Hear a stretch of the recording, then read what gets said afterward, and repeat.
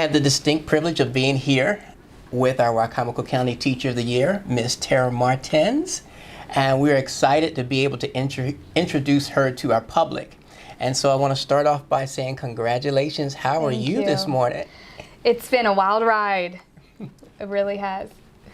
And that ride started on last night. Yes. When we had our Teacher of the Year banquet. Tell us how that was for you. I was just so excited to be able to be nominated for West Salisbury. So that was the only expectation I had as far as going into everything. So I was just, when they called me up to be one of the final four, I was like, is this real? And then when they called my name, I was beyond shocked. From West Salisbury Elementary School, Tara Martens.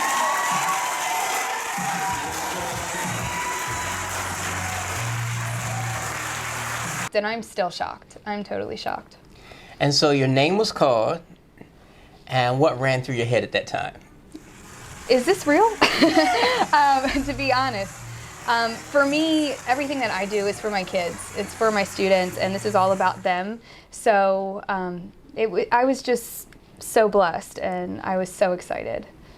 And I shared with you before, I mentioned that you won to my wife, and she said, wait a minute, I think I hired her one time because she worked at Halo to help students that were experiencing homelessness. Yes. And so, can you tell us a little bit about that background? It was such an amazing experience. I was so nervous, I remember, for that interview, and I went in, and your wife was so kind, and they asked, you know, what are some of the things that you want to do, and why would you want to do, or why would you want to be tutoring at different areas and doing extra work like this? And I just said, it's just so important, and I know that, you know, every student needs one person, and I felt like if I were to come to the homeless shelter and help them, then I could be that one person that's in their corner, supporting them, consistent person. And everybody at Halo was so kind and just welcomed me right aboard their crew, even though I was only part-time. I'm after school a couple days a week. It was just such a blessing to be part of that. Right. Well, what you shared is so consistent with what other people have shared about you.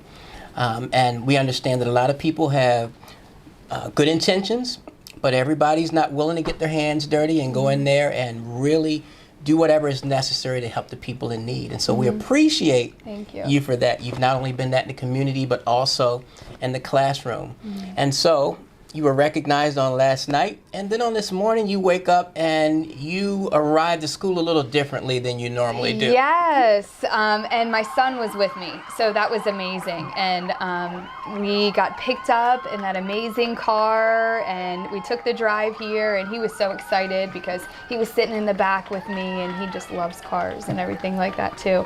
And then when we turned the corner and came to school, and you know, we heard the sirens and saw the students outside, it was incredible. And my favorite part, though, upon coming to school was seeing all of my math students. So I work with 54 students right now, and they lined up all of those students. And so I thought it was just half of them because I saw them, but then I went through the double doors, and then the rest of the half were all there, and they were so excited. And that's when I don't cry, but I lost it. I was so excited to see them cheering, and because they're the reason that I'm here. Right. So, and you're an intervention teacher. So a lot of people may not know what an intervention teacher actually does. Can you tell us a little bit about your position? So for math intervention, what I do is I work with students that are struggling in math, and I try to think of different ways to help them, different models and different strategies to teach them.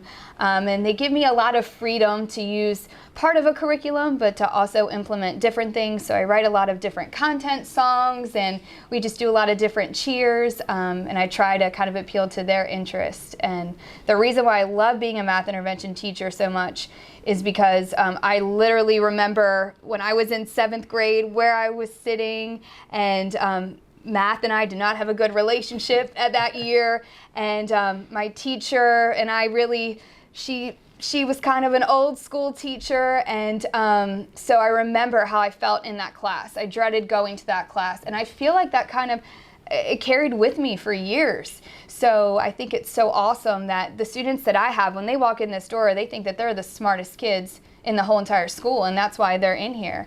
And just telling them that they can do anything they put their mind to, and they can accomplish anything. I firmly believe that, and my expectations are high, and they always rise to meet them. They really do. And so how do you set the tone for the students as they walk in? So as soon as they come in, they first turn and look in this mirror, and the mirror I have is actually over there. So they have to look into the mirror and say one positive thing about themselves. And we actually did that at a Title I night, and our parents made mirrors too. So that was pretty special to have their parents look in the mirror and say one positive thing. But so that's how they start. And then they come and they sit down, and I have these little makeshift instruments that I have, like a bucket with, a little like spoon, and that's my drum. And we sing like our cheer just to get us focused and in the mindset of, okay, today we're gonna work hard, we're gonna persevere, and we're gonna have fun. So that's what we do. And then we get started. And I keep hearing about these songs. I'm not going to put you on the spot, but I'm really curious about these songs that you use to help students learn the terminology and the vocabulary that they need to remember.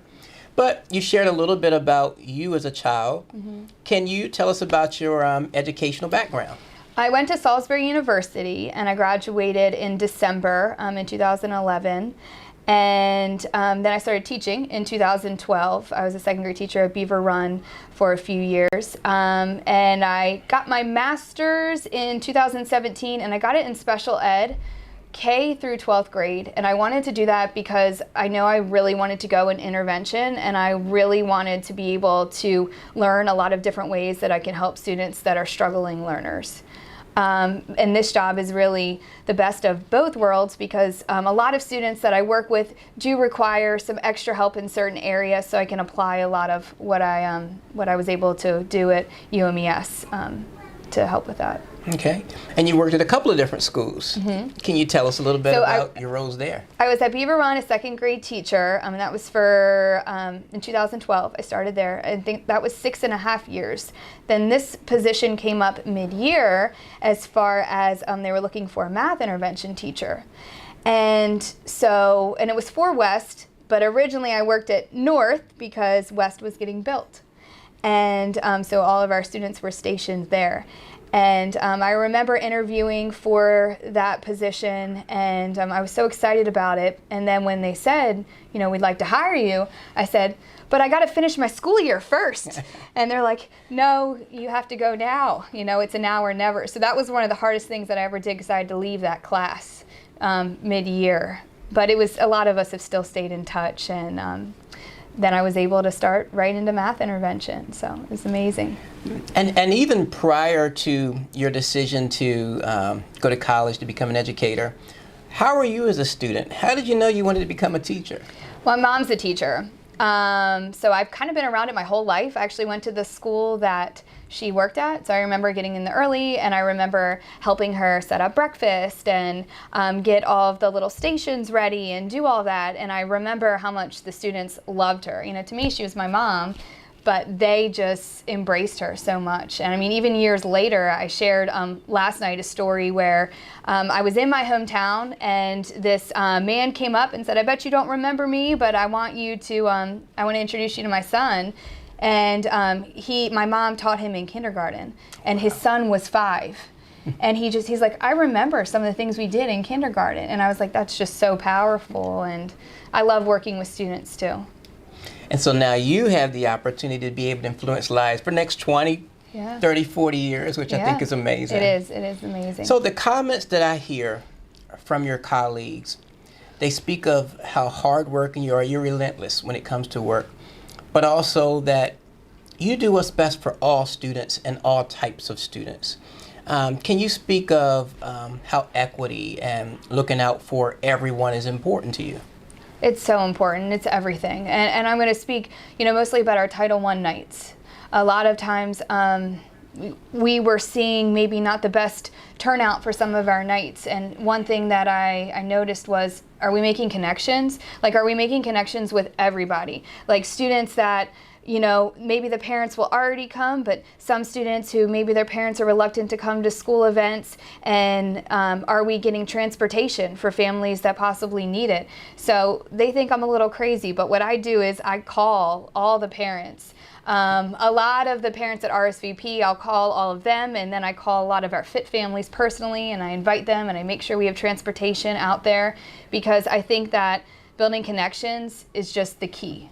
Everybody needs to know how much you care about their child. And it's the same thing I want for my children as they're in school. So. Absolutely, we appreciate you for that. So with you being such a hard worker and so dedicated to the profession, what do you do in your time off? How do you turn it off and do things for you? It's very hard to turn it off, very hard. But because I'm constantly, you know, thinking and worrying about my students, but I love to work out. I like to run a lot. So that is one thing I do for myself, and I try to do every day, but I did not do this morning. Today I did not do my run. But that's one thing I do for myself. Well, don't feel bad. I did not do my run this morning either, nor did I do it last week. So you're way ahead of us. So now you are the spokesperson for Wicomico County, and you speak on behalf of the teachers. What message would you like to share to teachers and or the community? Our content is everything, and it's so important. You have to love what you teach. But more so than that, especially with students that we work with, we need to make sure that they know that we care and that we're so authentic and we're true to ourselves and we care about them and we care about their family. We're making those connections. And one way that I did that when I was at Beaver Run, when I had my own classroom every day, was we had morning meetings. So all of my students would come to the carpet, they would sit in a circle, they would show me their color based on how they were feeling. So red was, you know, I'm a little upset today, or yellow, I'm kind of okay, green, I'm good to go. So that kind of, all they did was say their color, and it helped me gauge where they were. And then after that, we would share, we would talk about our night before, we would address any concerns as a community. And I think that that's something that we really need to kind of get back to, building that community, having those morning meetings, having those check-ins, and that will only really help build everything that we're trying to do in the classroom. You're absolutely correct. And you can't pack something in a student's bag until you've taken the things that have already made it full. So we appreciate that perspective that you share with us. We also understand that no teacher becomes successful, or no one becomes successful in a profession without a foundation from other people. Who has built a foundation for you, and who would you like to thank? I feel like the list would go on, but when I first started out and I was in my internship, I was with Tammy Adams and I was with Beth Kieser. Tammy Adams was in 5th grade and Beth Kieser was in 2nd grade, and they were both teachers of the year for their school. So I was like, I am learning from the best, you know, and I really was. And both of them always had that sense of community, and especially in 5th grade too. Some of the different things at our classroom meetings that we talked about, I mean, it was just magical. It really was. They taught me so much. I'm forever grateful to them. And Miss Eiler and Miss Dargan, those were my first 2 administrators. And there are so many other people that helped me along the way. All of my family here at West Salisbury, because, you know, when Mr. Ben says that, I mean, we are a family. Like, we are a family unit. We take care of each other. You know, every single person here has just always been supportive. When I've asked them, hey, can you come to this event? Or can I take your students at a different time for this reason? Everybody that I work directly with, I mean, I'm so blessed to be here. And of course, Mr. Binns and Miss Monroe, because I take some wild ideas to them and they're like, you know what, let's try it. And so to have administrators that you work directly for that, you know, really they believe in me more than I believe in myself. And they don't even know that, but really they do. I'm so grateful for everything that they've done for me. Yeah. I love to see that the recognition piece wasn't anything that you were searching for or expected. You received it just by being who you were and doing what you were supposed to do as true to your heart. And so we are so grateful to have you as our representative for Wicomico County Teacher of the Year and the spokesperson for Wicomico County moving forward. Is there anything else that you want to share with our Well, there's a couple more people I need to thank. My kids. all 53 of my kids because they are just so amazing. They teach me way more than I teach them. And to see their kindness, I mean, and the community that we've built. I mean, sometimes if somebody needs a pencil or a marker and I'm in the middle of teaching, I have no problem. I always give them their supplies. They're already helping each other. I mean, they're amazing. They'll see me in the hall carrying things and they're like, can we help you carry that? And I'm like, you are so sweet, so kind. So I want to thank them because they're just amazing. They are the hardest workers I know. And they're going to be going really far, great places. I can't wait to read about them some days and their successful careers and everything that's going to come their way. Yep. And it will be because of you and some of the other teachers that have poured into them. On this morning, you had 2 of your children here. I was grateful to be able to see your husband. You had a sister. Your parents were here. Can you tell us a little bit about how that felt to have them wrapped around you during this celebration? Yeah, it's funny because when I invited my mom to come to the banquet, I was like, Mom, there's a lot of really good people here. So I would love to have you come just to support me. And I almost didn't invite her. And now I'm like, oh, thank goodness I did because she was so excited because she's an educator herself. So it was really cool for her to see everything. And it was nice. My dad came down to help me with the kids and my sister drove down this morning. And my husband was able to be here for a little bit with my kids. And my kids did pretty good. I mean, they're 2 and 4. They did. And my son was really happy walking through the school. He'll actually be attending this school in about a year because this is my home district. So he's excited. He can't wait to be a Tiger. All right. Well, congratulations once again. We're so grateful that you represent us and want to congratulate you. Thank you. Knowing that this will be a wonderful road ahead for you. Thank you. And thank you once again. Thank you. Appreciate it.